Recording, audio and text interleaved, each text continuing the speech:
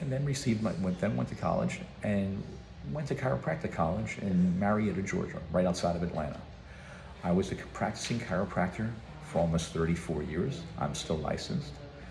But while I was in practice and grew my practices real well, I wanted to tell you how I got there. How did I get to chiropractic college?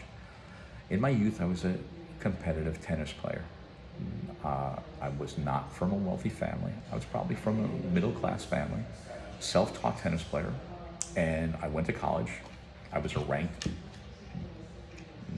junior college player, and in my first year, I had a great freshman year. I was ranked, I was up there, I made it to final tournaments, regionals, everything like that. And unfortunately, in my second year, I don't have to do the same things that I did in the first year to work because I wanted to prove myself. I was kind of cocky. And in my second year, it didn't go as well. And I really injured my shoulder. I tore my rotacuff muscles. And I had the opportunity to get surgery, and see the orthopedic surgeon, which I did, or went to my chiropractor who said, hey, I can rehab this and you'll get about an 80% improvement.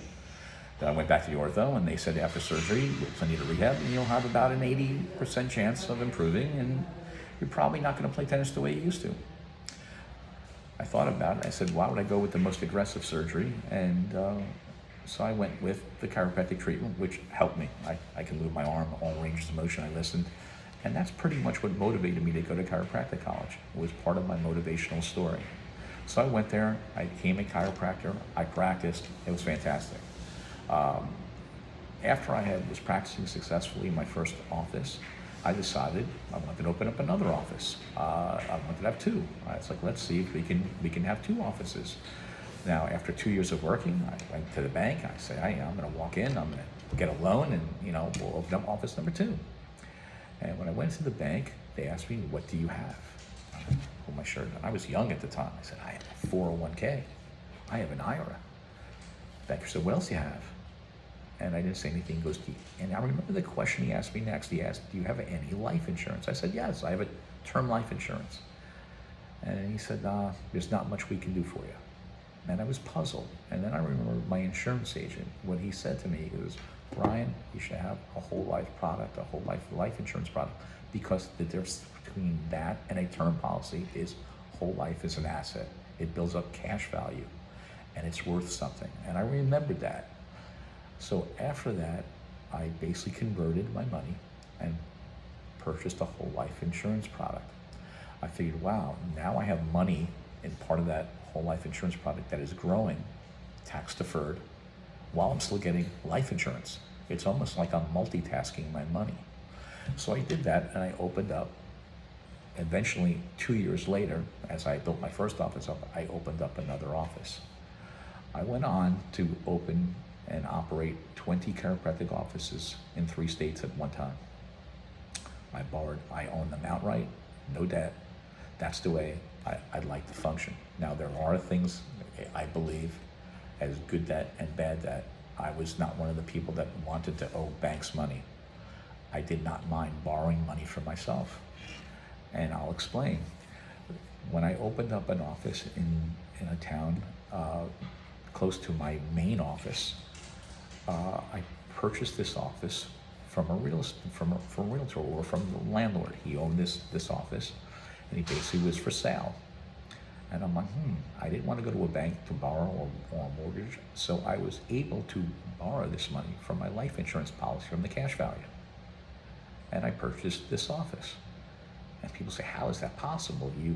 I borrowed the money from my life insurance policy and paid it back. This way, I used my life insurance cash value product as cash or my own bank. I paid it back. A year and a half later, the landlord or the owner of the whole building complex wanted to purchase my office back from me because he had a great deal to sell the 2 buildings and the land value. I didn't want to play hardball with him because he was really nice. I was only there for a year and a half, but he offered me full value. And I said, I know it's gone up. He came back with a very, very nice offer, offered me great money, and offered to move me and pay my rent in the next place for the next 6 months. This was all, I was able to do this because I was able to leverage myself and buy an office with my insurance policy, with the cash value in my insurance policy, not borrowing from anybody else, from myself. This got me more interested in this, and I ended up going back and getting my licenses. And that's why I'm speaking to you here today as a licensed insurance agent in many states and as a financial advisor. I did this giving myself, learning for myself, and telling my multiple associates or doctors who worked with me how to do certain things.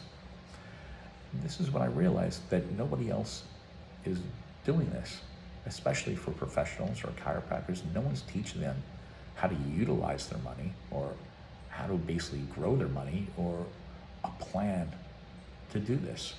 Usually it's work on your office, work on yourself. No one is doing these types of growth things for people.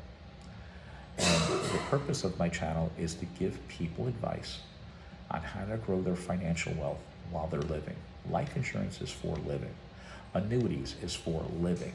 There's a lot of different vehicles out there that you can gain and grow your money in that people aren't aware of. So doctor means to teach. I just taught from your body, of your physical, to now I'm trying to teach people about their financial and their activities and how they can do.